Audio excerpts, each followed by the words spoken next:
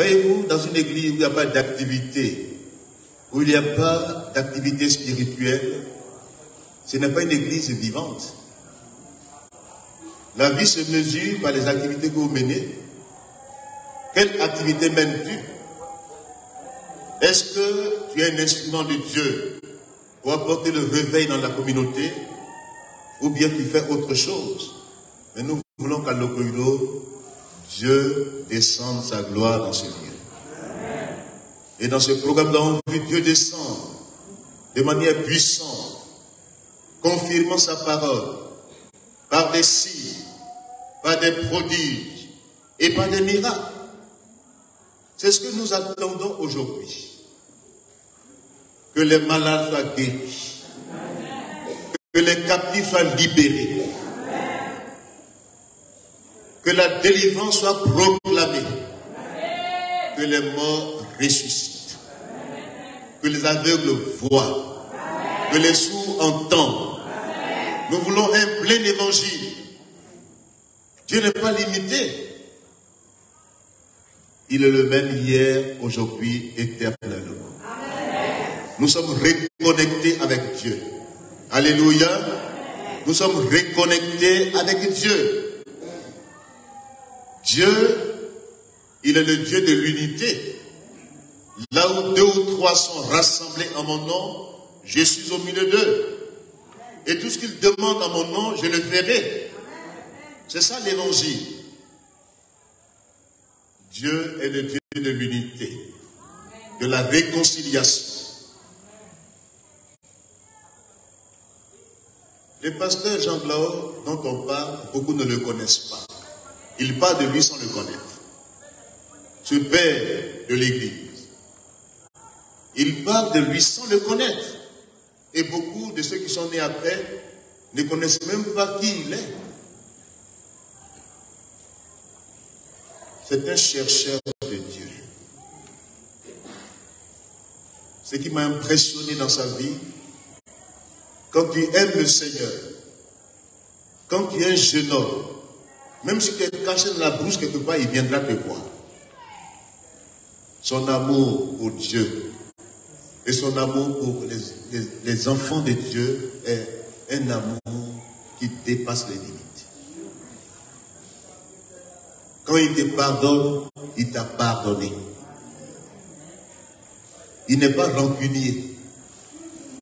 Il n'est pas quelqu'un qui se venge des gens. Sa nature, c'est un homme qui respire la crainte de Dieu. Quand tu es en face de lui, même si tu es dans une situation quelconque, tu vas pleurer pour te repentir. Cet homme respire la sainte crainte de Dieu. Pour ceux qui l'ont côtoyé, il est un père. Il ne tue pas les ministères. Au contraire, il encourage les jeunes ministères. Il m'a encouragé. Et dans ces jours-là, quand on a fini le programme, là, j'ai été surpris de voir ma photo avec lui sur Internet, en train de faire un baptême. J'étais encore tout jeune quand il m'a pris mes premiers plats. Il m'a tenu par la main pour me faire avancer. Il croit en tout homme qui déclare sa vocation. Cet homme-là, il est le père fondateur de cette communauté. Nous reconnaissons en lui un leader charismatique, puissant, utilisé par Dieu de manière extraordinaire. Nous sommes sur cette trace. Il n'a pas laissé une église divisée. En partant, il a laissé une église unie. Et c'est notre prière aujourd'hui que nous revenions ensemble. Que l'église se réconcilie. C'est cette dynamique que nous sommes. Si on vous demande quelque part, dites, viens et vois. Alléluia. Comme Nathanaël et Philippe. On dit, peut-il venir de Nazareth quelque chose de bon? Il lui a dit simplement, viens et vois. Ne cherchez pas à expliquer beaucoup. Dites seulement à ceux qui vous demandent, qu'est-ce qui se passe à le corridor? Dites-leur, venez et voyez. gloire de Dieu est descendue parmi nous. Alléluia. Alléluia. Alléluia. Venez et voyez. L'un des signes qui m'a marqué cette semaine, c'est de me voir à côté de ce leader en train de faire un baptême. J'avais 20 ans. Ou bien 22 ans, 23 ans par là. Il m'a encouragé. Il est venu me visiter à Gagnoa. Les conditions dans lesquelles j'étais, mais il a accepté ces conditions. Il a le contentement en lui. Que Dieu nous aide aujourd'hui. Et dans la même foulée, un autre père vivant, quand on a fini le programme ici le dimanche, j'ai allumé ma télévision, et puis sur Impact TV, je vois ce leader puissant dans la francophonie. Et le thème qu'il aborde l'église réveillée. Quels sont les signes de l'église réveillée? C'est la prière. Une église, quand l'église se réveille, elle se réveille dans la prière. Le feu de la prière est allumé. Alléluia. C'est ça le réveil. Il dit cette église réveillée prêche la parole de Dieu. Elle évangélise. Elle gagne les âmes. Elle conquiert, elle a une dynamique de conquête.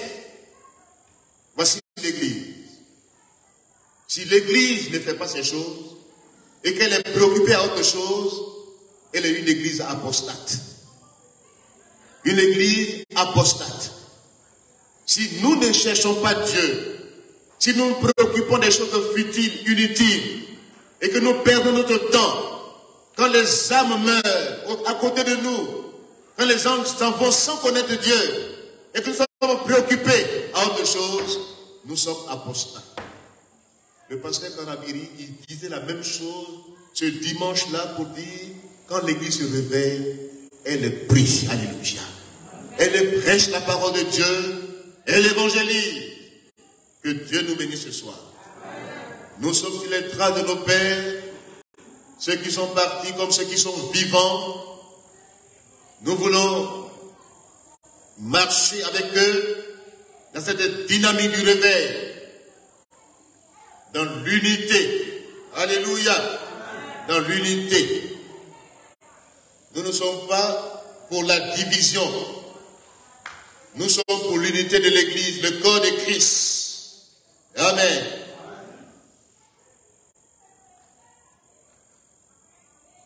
Donc nous continuons ce soir encore dans notre thème d'étude des cas. Je prends du temps sur la vie de Saül. Parce que ce cas est atypique, ce cas est contextuel, ce cas est événementiel. Vous me suivez ce soir? Voilà. Un cas, une étude de cas qui est contextuel, qui est événementiel et qui est actuel. Nous lisons la parole de Dieu pour rappel. Nous voulons lire 2 Samuel, le chapitre 20, un cas atypique, un cas contextuel, un cas événementiel. La vie de Saül, rejeté par Dieu, et qui fait des efforts pour se maintenir, et qui pose des actes qui plaideront à sa défaveur. Voici Saül. Quand Dieu n'a plus son onction sur ta vie, tu vas poser des actes qui vont plaider en ta défaveur. Et tu vas penser que tu es en train de travailler pour le Seigneur. Saül ne savait pas qu'il faisait la publicité de David en le poursuivant. Il battait campagne pour David. Il ne savait pas cela. Il pensait nuire à sa vie, mais au contraire, il y a eu un revirement de situation. Que Dieu nous aide ce soir encore à comprendre que dans la marche chrétienne où nous sommes tous engagés, ne respirons pas les vilains sentiments pour un frère ou une sœur. Que l'amour de Dieu inonde nos cœurs. Amen. 1 Samuel, oui, c'est ça, 1 Samuel 20, versets 31 à 34, que nous lisons. Pour ceux qui nous suivent, pour ceux qui veulent recevoir la parole de Dieu comme telle, parce qu'il y a deux groupes qui te suivent. Il y en a qui te suivent pour sortir des propos de leur contexte, pour en faire un prétexte de séduction, un prétexte de faux témoignages. Mais ce soir, ceux qui nous suivent, pour être édifiés, que Dieu vous bénisse. Évangile, il faut nous lire 1 Samuel 20, 31 à 34. 1 Samuel chapitre 20, c'est 31 à 34 que je lis. Car aussi longtemps que le fils d'Isaïe sera vivant sur la terre, il n'y aura point de sécurité ni pour toi, ni pour ta royauté. Voici ce que Saül dit à son fils Jonathan, qui a fait alliance avec David. Aussi longtemps que le fils d'Isaïe vivra, il n'y a pas de sécurité pour ton royaume. Donc, il mérite la mort. 1 Samuel 22, versets 6 à 8. 1 Samuel 22, versets 6 à 8 que je lis. Saül apprit que l'on avait des renseignements sur David et sur ses gens. Saül était assis sous le tamarisque à Gibéa, sur la hauteur. Il avait sa lance à la main. Sa lance meurtrière dans sa main. Et tous ses serviteurs se tenaient prêts devant lui. Et Saül dit à ses serviteurs qui se tenaient près de lui, écoutez, Benjamites, le fils d'Isaïe vous donnera-t-il à tous des champs et des vignes? Fera-t-il de vous tous des chefs de 1000 et des chefs de 100? Sinon, pourquoi avez-vous tous conspiré contre moi? Et n'y a-t-il personne qui m'informe de l'alliance de mon fils avec le fils d'Isaïe? Amen. Que Dieu bénisse sa parole. Amen. Jonathan disait à son père Saül, qu'est-ce que David a fait qui mérite tout ce traitement inhumain? Qu'est-ce qu'il a fait?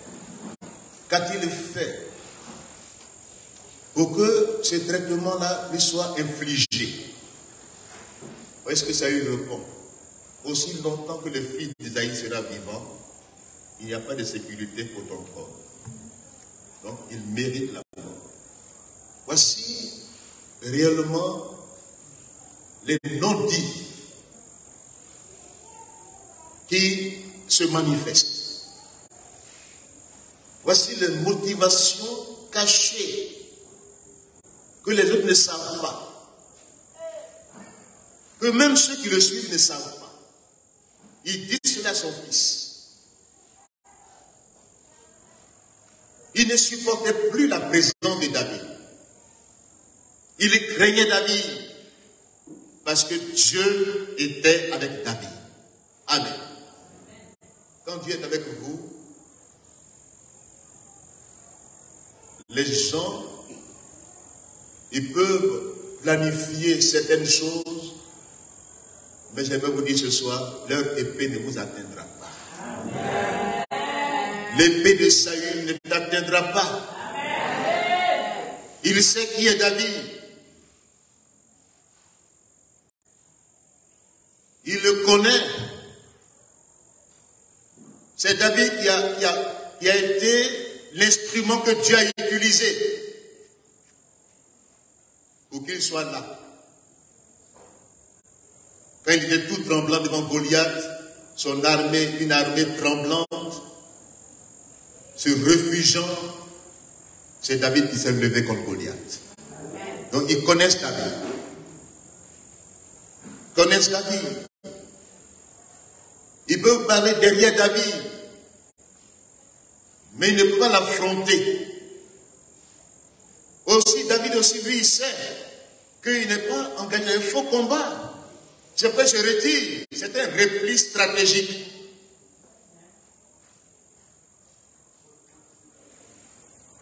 Quand vous êtes confronté à des situations où on veut nuire à votre vie, repliez-vous de manière stratégique. Ce n'est pas la faiblesse, mais c'est une force. Le silence est une force. Il y a un temps pour être silencieux, mais il y a un autre temps où il faut quitter de ton silence. Saül fait miroiter aux gens qui le suivent des postes. Il leur fait miroiter l'élévation, les nominations. Il leur fait miroiter sur lui, mais est-ce que David va vous donner ces postes-là? Et eux qui sont assoiffés d'élévation humaine vont le suivre.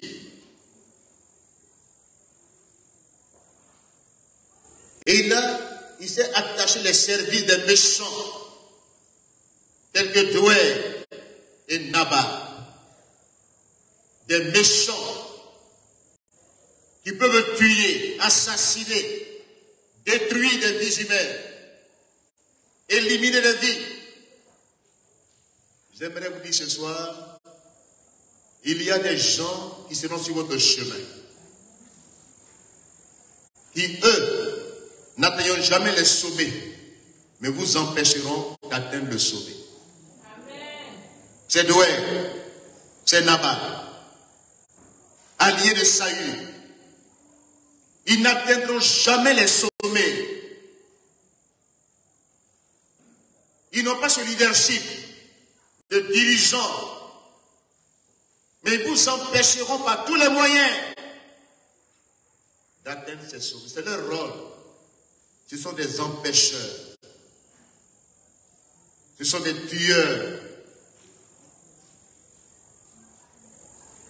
Voici le décor qui est planté, sur lequel j'avais pris du temps la dernière fois, pour dire quand Dieu te rejette, il y a 10 preuves qui montrent que Dieu t'a rejeté.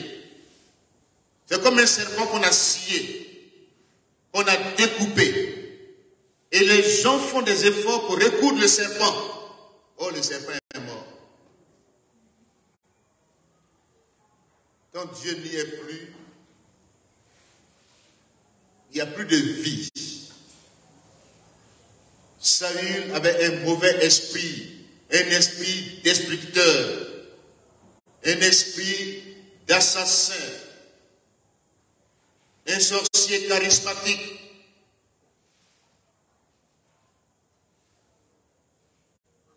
Que Dieu nous vienne en aide. Dieu a besoin aujourd'hui de David. Alléluia. De David. Saül, apostolat apostat, dirigeant apostat, dirigeant irresponsable, dirigeant égaré, et que la seule force, c'est le pouvoir.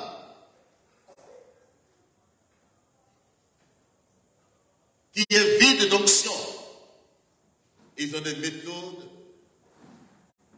que les gens utilisent dans le monde. Élimine ton adversaire. Parce qu'il en sait trop.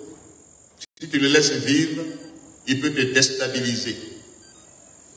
Or, dans l'Église, il y a la communion fraternelle, il y a la complémentarité, il y a l'interdépendance, il y a la différence. Amen. L'Église est un lieu de sécurité, un lieu de refuge, un lieu où Dieu visite son peuple. Nous avons besoin de sécurité. Amen. Nous avons besoin de protection divine. Vous savez que la haine, elle est destructive. Celui qui hait son frère est un meurtrier. 1 Jean chapitre 3 verset 15. Celui qui respire la haine n'est plus dans la volonté de Dieu. Il n'aime plus. Il veut se venger. Il menace. Il règne avec terreur, violence, répression, intimidation. Tout cela sont les signes du rejet, que Dieu a rejeté. Amen. Donc Saül illustre dans ce texte la différence essentielle qui existe entre l'homme charnel et l'homme spirituel. Comme l'apôtre Paul le dit à l'église de Corinthe. 1 Corinthiens chapitre 2, versets 1 à 16. 1 Corinthiens 3, versets 1 à 8. Il dit aux Corinthiens, vous avez perdu le leadership. Vous qui avez tous les dons spirituels, vous qui ne manquez d'aucun don, les dons de connaissance, les dons de puissance, les dons de révélation, de discernement, ces dons de prophétie, ces dons de langue. Vous avez tous ces dons. Mais l'amour est le fondement sur ces dons s'appuie, sur lesquels ces dons s'appuient. Et c'est pas 1 Corinthiens 12 et 1 Corinthiens 14, entre les deux chapitres, Paul a fait exprès pour mettre au milieu 1 Corinthiens 13, pour dire que c'est le lien entre ces deux textes. C'est ce qui fonde la véracité de ces textes, l'authenticité de ces textes. Tu peux parler en langue, tu peux prophétiser, mais si tu n'as pas d'amour, tu es comme un airain qui résonne, une cymbale qui retentit. Ce qui demeure, c'est l'amour. Alléluia. C'est ça qui démontre ta foi et ton espérance en Christ. Donc, Saül illustre l'homme charnel. Église de Corinthe. Voyez-vous, les œuvres de la chair, nous allons les lire dans Galates chapitre 5. Mais l'église de Corinthe, il y avait 3 causes à la division. Première cause, c'est l'état charnel. Ils n'ont pas un jugement spirituel. Ils ne jugent pas selon l'esprit. Pourtant, ils ont bien commencé par l'esprit de Dieu, mais ils ont abandonné le jugement spirituel. Ils sont devenus charnels. Deuxième cause de la division, c'est l'immaturité. C'est ce que nous verrons ce soir, les signes de l'immaturité. Et la troisième cause, c'est la méconnaissance du ministère. Moi, je suis de tel bord, je suis de tel bord. Vraiment, c'est minable, c'est malheureux. Christ n'est pas divisé. Nous voulons réunir, que ce soit Paul, que ce soit Apollos, que ce soit Pierre, en une équipe qui sert le Seigneur. Nous ne voulons pas dire que nous sommes des Christ, nous sommes super spirituels. Non, nous voulons réunir Paul, Apollos et Pierre. Ce sont des serviteurs du Dieu vivant. Alléluia. Chacun a ses dons, ses talents, son ministère. Il y a la différence, il y a la complémentarité. Il y a la richesse dans la différence. Amen. Donc ce soir, comprenons que ce qui est vrai, c'est de surmonter les différences, qu'elles soient caractérielles, qu'ils soient des dons du ministère. Surmontons ensemble les différences. Dans le corps, il y a la différence. Les membres ne sont pas les mêmes. Le bras à part, le pied à part. Donc, on a besoin les uns des autres. Regardez le corps. Si moi je n'ai pas besoin du bras, et que m'ampute un bras, est-ce que je suis complet? Si on m'ampute le pied, est-ce que je suis complet? Mais pourquoi je dis que le pied là n'est pas important? L'œil n'est pas important. Et que j'arrache cela, je me défais de cela. C'est que je n'ai pas la notion de l'unité de l'Église. Il y en a qui veulent se défaire de certaines personnes, les exclure, parce que pour eux, ils sont inutiles. Or, on a besoin de tout le monde dans le corps de Christ pour la beauté du corps. Alléluia. Alléluia. Tu n'es pas suffisant. Ce que tu as reçu est limité.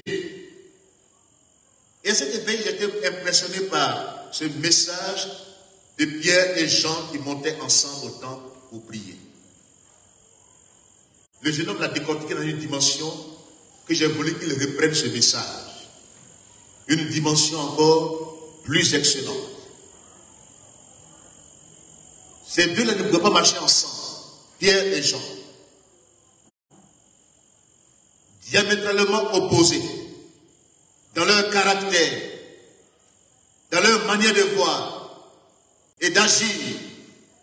Mais ils étaient ensemble pour la gloire du Seigneur. Ils étaient connectés ensemble. Et leur connexion, ils sont différents. Même la différence d'âge. Pierre est plus âgé, Jean est plus jeune. Mais les générations ensemble font la puissance de Dieu dans notre temps actuel. Il faut que les générations soient... On va dire non, ceux-là ils sont dépassés, il faut les exclure, il faut se séparer d'eux, ils sont dépassés. Ce n'est pas une église.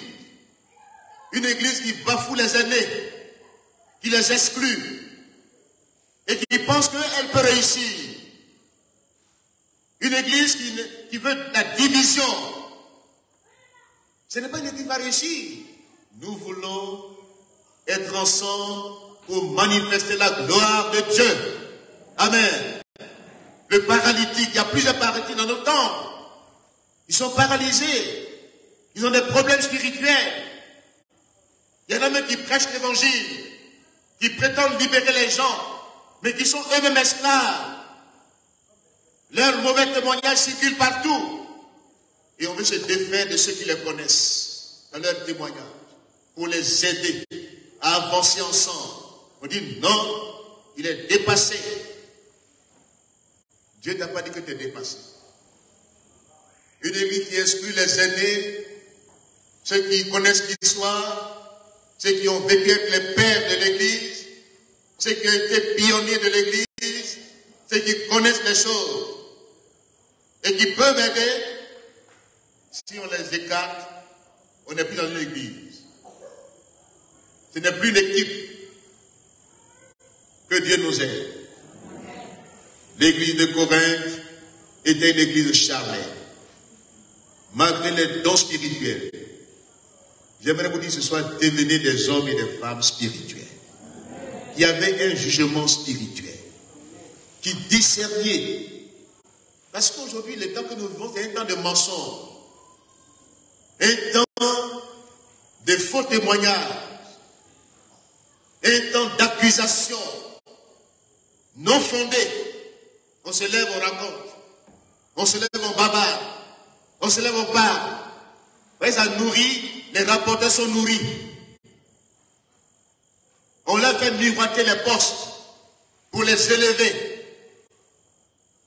Mais ne soyez pas de ceux qui sont élevés, qui ont une notoriété qui n'a pas de fondement spirituel. Quand Dieu vous élève, ça vaut la peine. Et puis le poste, ce n'est pas si d'élévation. Mais ton ministère, ton témoignage, tu es élevé devant Dieu. Dieu t'honore. Dieu te respecte. Dieu te fait confiance. Ça vaut la peine. Alléluia. Amen. Ne sois pas parmi les désobéissants qui désobéissent à Dieu et qui sont prêts à faire les quatre volontés de l'homme. Qui déshonorent Dieu par leur témoignage et qui sont prêts à courir pour se faire voir. Que Dieu nous vienne en aide aujourd'hui. Donc l'église de Corinthe était une église divisée. Saül était un homme charnel. Il n'a jamais bâti un autel à l'Éternel pour offrir des sacrifices. Il ne s'est jamais préoccupé de l'arche de l'Éternel, de la présence de Dieu. Mais ce qui le préoccupait, c'est son trône. C'est son pouvoir qui le préoccupe. Il ne s'est jamais mis en peine du peuple. Ce n'est pas sa préoccupation. Il ne s'est même pas en peine du peuple. La vie du peuple. Mais seulement, c'est lui. Un pécheur impénitent. Il ne se répand jamais de ses péchés. Il dit c'est un péché royal. Il veut même être honoré. Quand il dévie, il veut qu'on l'honore dans la déviation. Ce soir, que l'humilité nous gagne. Amen.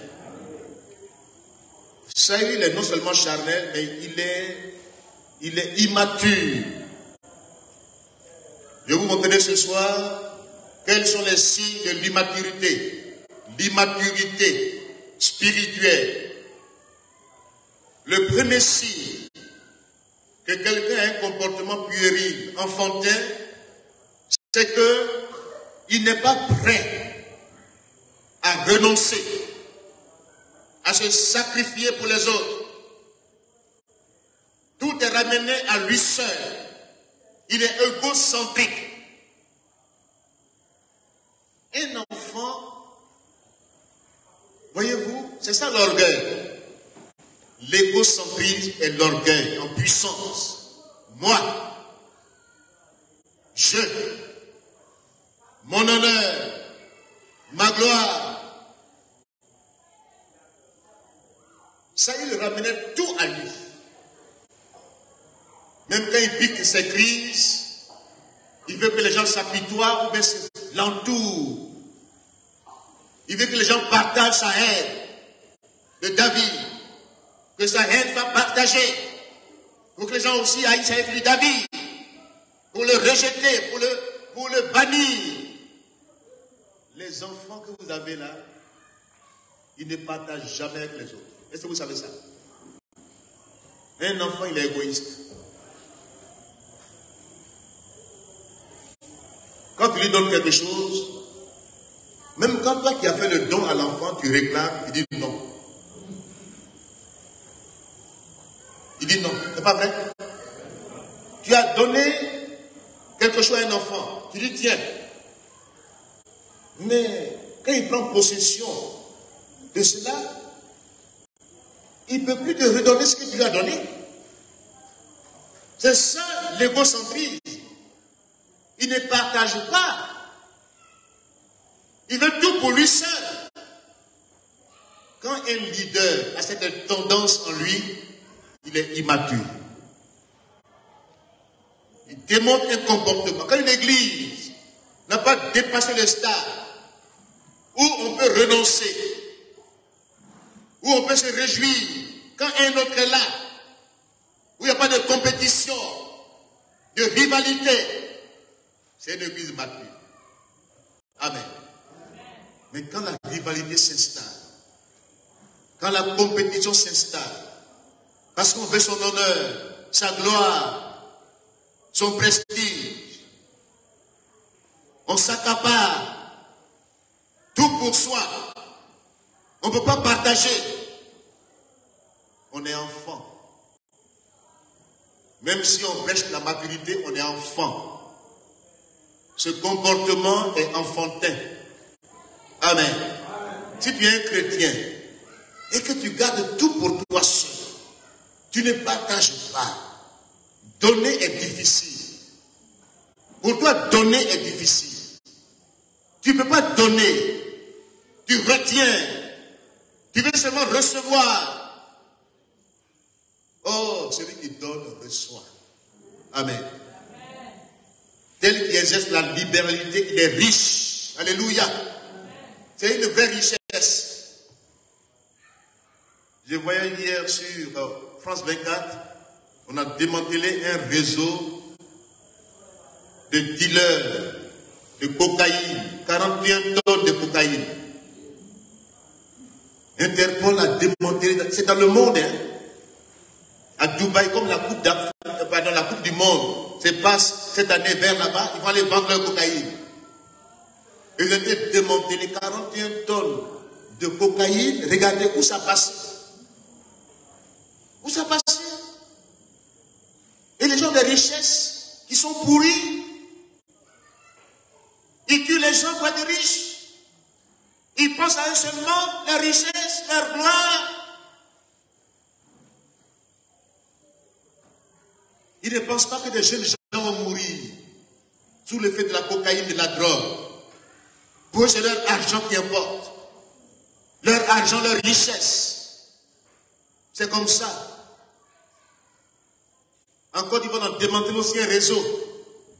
On a vu, des nations, on n'en parle plus. Parce qu'il y a des grands dedans. Les richesses que vous voyez là, ce n'est pas seulement des biens qui sont bien acquis, hein. Il y a des biens mal acquis. Dans le sang. Et quand on a montré je sais pas comment on appelle ça là, leur parc auto, vous avez des belles voitures, des voitures de luxe, mais ils ont l'argent, ils ont des milliards, ils peuvent payer une voiture à 100 millions, 200 millions, ça ne leur dit rien, ils sont riches, mais ils tuent. Voici, ils sont comme des enfants. Ils ne pensent pas aux autres. Seulement pour eux seulement.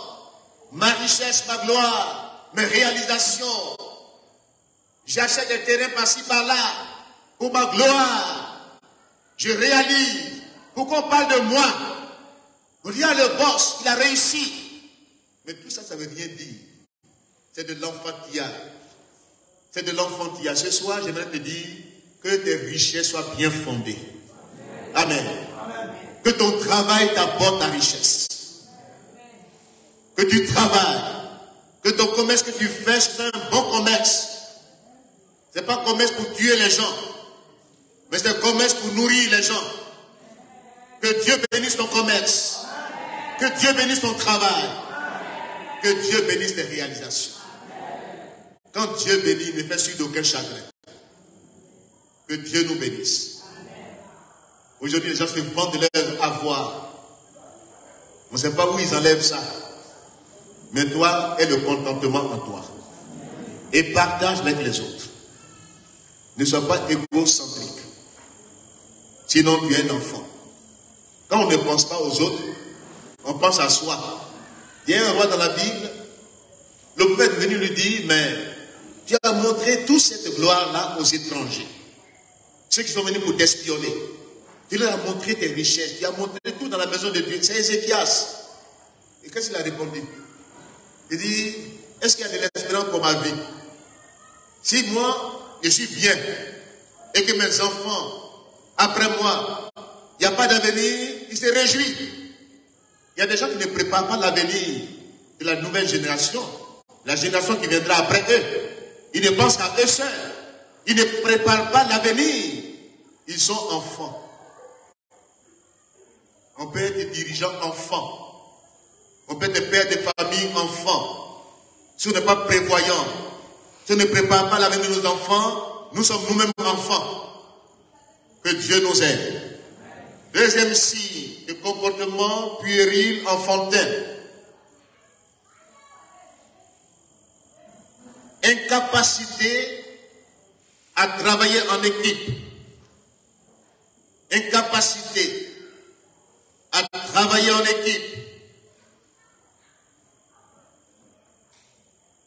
On est prêt à la division. On ne peut pas accepter la différence. On peut accepter la contradiction. On ne peut pas accepter un avis différent. On trouve que c'est mal. Mais on est enfant. Si on ne peut pas accepter la différence, un avis différent, pourtant la Bible dit que quand nous sommes mûrs spirituellement, même si nous avons des avis différents, mais Dieu va nous éclairer ensemble. Alléluia. Mais quand on dit pensée unique, si tu ne parles pas dans le même sens, on t'exclut. Tu n'es pas de l'équipe.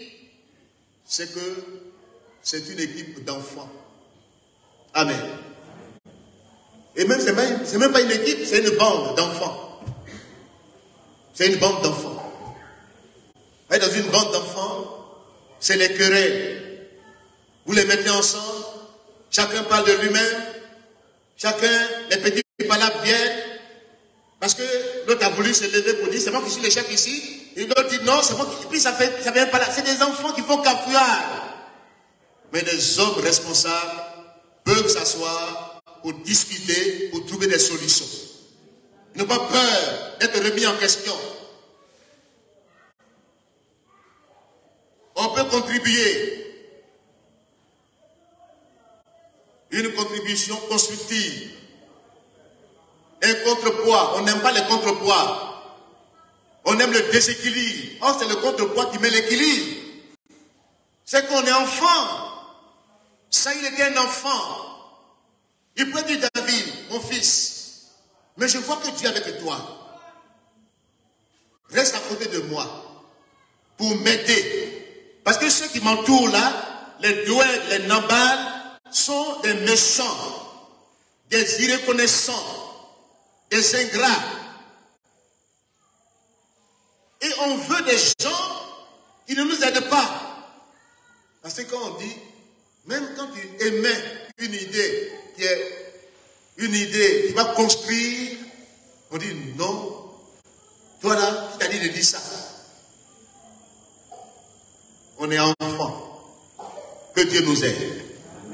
Si on n'aime pas la contradiction, si on n'aime pas écouter l'autre pour qu'il émette un avis qui soit contraire, pas vraiment contraire, mais qui soit différent, c'est qu'on est enfant.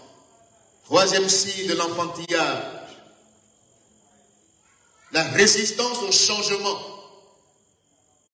On résiste au changement. Saül résistait à l'alternance. Il ne voulait pas de l'alternance. Il résistait. C'est un enfant qui résiste au changement. C'est un enfant qui dit, c'est comme ça. Ça ne change pas. Ça reste comme ça. Ce n'est pas...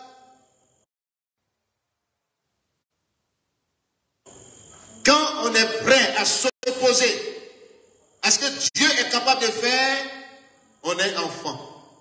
Amen.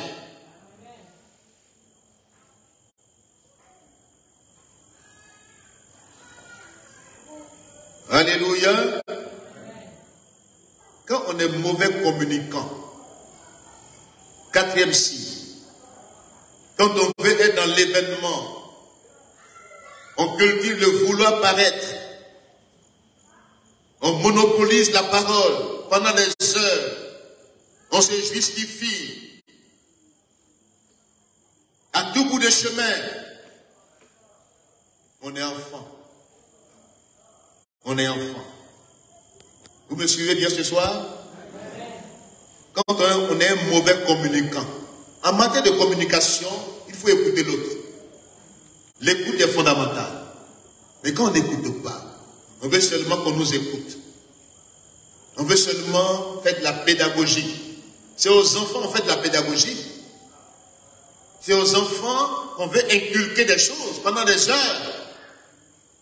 Mais avec les adultes, c'est l'andragogie. Les adultes proposent. C'est eux-mêmes qui choisissent. Quand on est un mauvais communicant,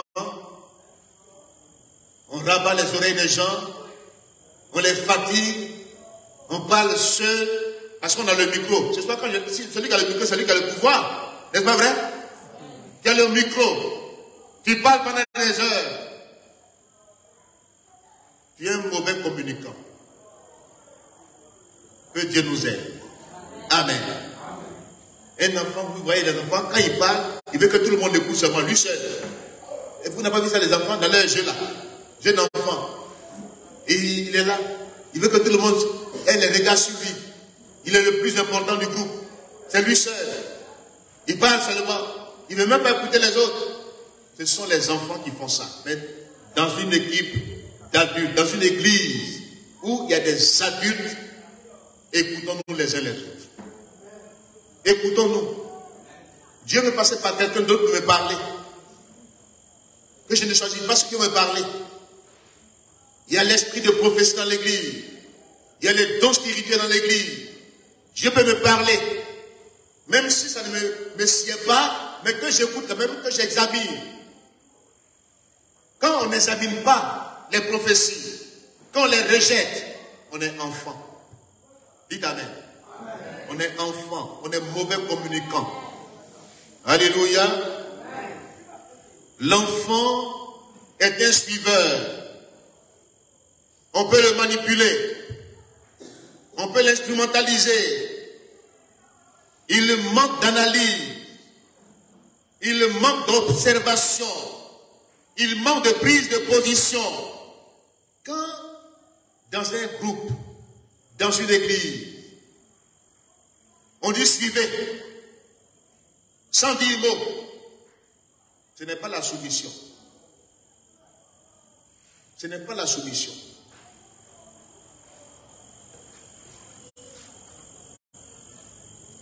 C'est la bestialisation de l'homme. C'est infantiliser les gens. Ils ne raisonnent pas. Ils n'argumentent pas. Ils suivent seulement. Ils manquent de courage. Voyez-vous, quand vous suivez et vous êtes bénis, oui, vous êtes des enfants. Amen. Bénis, oui. Quand il y en a un qui dit, on n'a qu'à dire Amen seulement. Il y a bien un leader qui lui a exposé la situation de certains faits. Et puis il dit, oh, là où on est arrivé là, on n'a qu'à faire comme avant. Quand les missionnaires venaient avant pour exploiter les peuples africains, on dit crier Alléluia, Amen.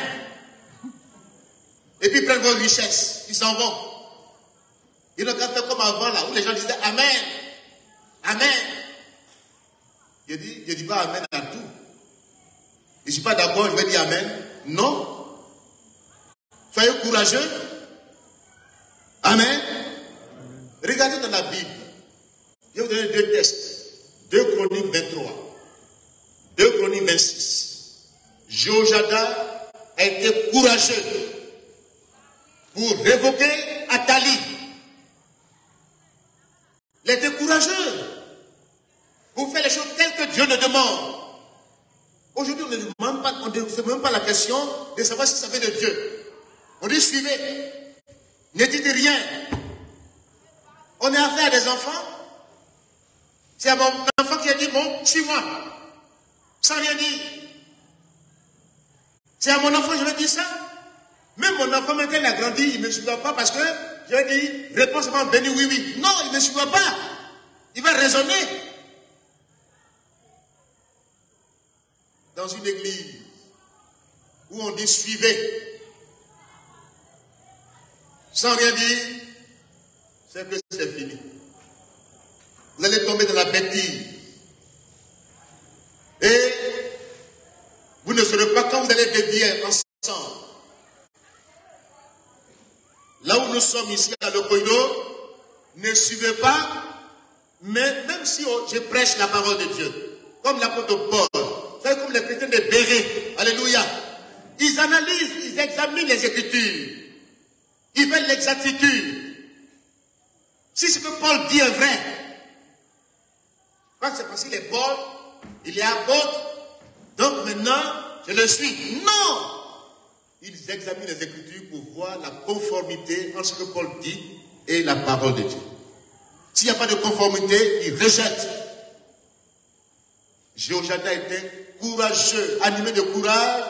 Il a révoqué Athalie pour placer celui qui est digne dans la position que Dieu veut. Josias, le chapitre 26 parle de Josias. Il a bien commencé, mais il a mal terminé. Il est devenu puissant, orgueilleux. Et il a fait usurpation des titres. Mais les sacrificateurs, c'est ce qu'on veut aujourd'hui. Les sacrificateurs courageux, on dit sors du temple. Il n'était pas permis d'offrir. Quand les gens deviennent puissants, ils deviennent orgueilleux. Ils n'écoutent plus personne. Ils sont suffisants. Il faut des gens courageux, pas des enfants. L'enfant a peur, mais les hommes courageux bannissent la peur et la crainte de l'homme dans leur cœur. Amen. Où tu es ce soir? Es-tu parmi les peureux, des suiveurs, des suivistes, irresponsables? Même quand on te dit va faire du mal, ils vont faire du mal. Quand on les envoie faire du mal, ils s'en vont faire du mal. Des doués, des nabals. Mais il y a des jeunes coureurs qui ont dit non à Saül. Amen. Ils ont dit on ne peut pas porter la main sur les sacrificateurs. Des hommes comme ça, des hommes qui ont servi, qui portent la tunique du service, qui ont blanchi sous le harnois, c'est-à-dire qui ont blanchi dans le métier, et c'est eux on va bafouer.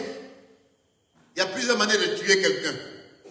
Quand on est irreconnaissant, quand on le bafoue, quand on ne le considère pas, et puis les gens sont avec ceux qui humilient les gens, ils sont avec eux, ils sont contents. Mais quand un bossu on enterre, va voir comment on enterre le bossu.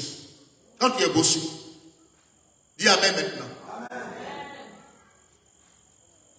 À qui le tour demain? Et toi quand on te dit va faire ça, tu dois faire. Tu es un enfant, tu es un suiveur. Tu n'es pas courageux pour dire non. Les sacrificateurs courageux ont dit à Josias, même si tu es roi, même si tu es puissant, tu n'as pas le droit de faire ça. Parce que les gens que tu cherches aujourd'hui. Tu peux parler un peu. Et quand ils parlent, comme ils sont peureux, ils parlent derrière. Pour reconnaître un peureux, il parle toujours derrière. Il ne parle pas devant. C'est un séducteur, c'est un menteur. La peur crée le mensonge dans le cœur. Mais les hommes courageux disent la vérité.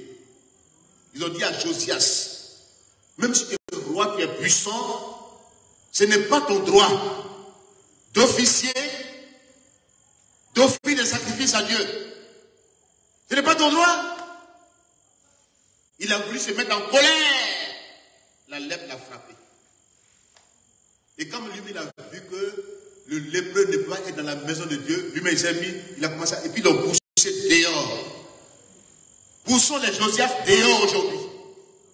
Des empêcheurs qui ne veulent pas que l'église revienne ensemble. Qui ont des doctrines contraires à la parole de Dieu. Et qui sont là. Ils ont poussé Josias dehors. qui sont courageux. C'est ça qu'on demande aujourd'hui. Des hommes et des femmes courageux. Amen. L'enfant est un suiveur. La dernière chose à laquelle j'aimerais terminer ce soir, c'est que l'enfant ne surmonte pas les épreuves. L'enfant subit. Il n'a pas la capacité de l'aider. Il craque.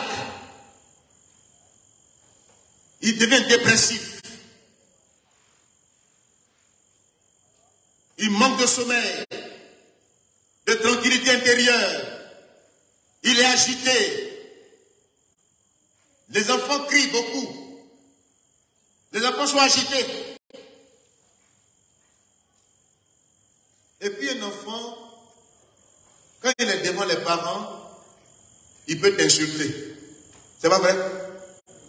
Quand il y a un visiteur qui est de passage, l'enfant même, il est protégé, il peut dire tout ce qu'il veut. Mais quand il est en face avec toi, il va prendre la fuite. Il va prendre la fuite.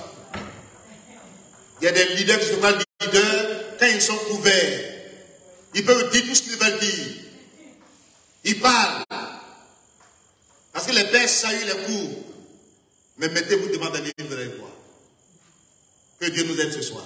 Amen. Surmontons ensemble les difficultés, les épreuves. Dieu est avec nous.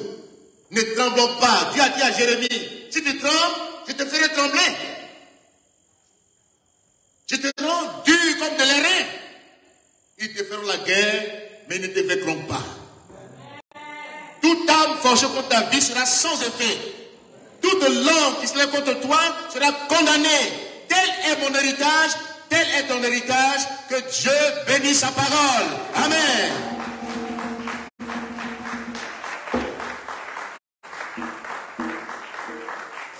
Nous allons nous lever ensemble ce soir, nous allons prier. Quitter l'enfantillage. Dans ce temps déterminant, Dieu veut des hommes et des femmes qui soient courageux. Ils ne sont pas des plaisantins, des comédiens. Les enfants sont des comédiens. Il faut la mise en scène. Quitter les mises en scène. Les rapporteurs, les interpréteurs, ou bien qui font des interprétations hors contexte. Quitter cela. Nous sommes dans une dynamique de réveil spirituel. Alléluia. Dieu est avec nous. Ne craignez rien. Dieu est avec nous. Avançons. Dieu est devant le combat. Soyons des hommes. David a dit à Salomon, sois un homme. L'apôtre Paul a dit à l'église de Corinthe, soyez des hommes. Soyez fermes. Surmontez. Il dit à quelqu'un un jour, quand il dit, on a quelques femmes dit, il n'est pas ferme. Il a peur. Il le confesse. Et c'est des suiveurs. Non, je ne suis pas ferme. Il dit, Dieu m'a rendu airain. Dieu m'a rendu airain. C'est pas ferme mais faible. Mais l'airain. Dieu a besoin de courageux aujourd'hui. Dans ce temps de la fin où il y a beaucoup de séduction, d'apostasie, où les Josias enflés d'orgueil, où les Athalie, qui est usurpateurs de trône, sont venus. Dieu t'a fait asseoir dans la position actuelle, ne tremble plus. Amen. Dieu est avec toi. Que l'enfantillage nous quitte. Va t'effrayer d'après la fuite. Néhémie a dit, moi m'effrayer, vous perdez votre temps. Vous dites, Néhémie, il faut fuir. Va te mettre sous discipline. Va t'arrêter. Faut fuir. Faut démissionner. Il dit, moi, un homme comme moi ne prend pas la fuite. Je demeure ferme. Je suis d'airain. Dieu est avec moi. Les peureux parlent derrière. Racontez. Répondez-leur. Viens et vois. C'est tout. N'expliquez rien. Ne cherchez pas à spéculer. Ils sont tellement subtils. Ils sont tellement fourbes. Doués. Ils veulent tirer les langues des gens. Que personne ne tire ta langue. Ne sois pas comme Ézéchias qui a dévoilé son arsenal. Ne dévoile pas ton arsenal à tout le monde. Sois discret dans ce temps de la fin, mais demeure dans la présence de Dieu. Prie, cherche le Seigneur, avance. Prions ensemble le Seigneur ce soir. Quittons l'enfantillage. Quittons l'église de Corinthe. Quittons le corinthianisme. Quittons le désordre.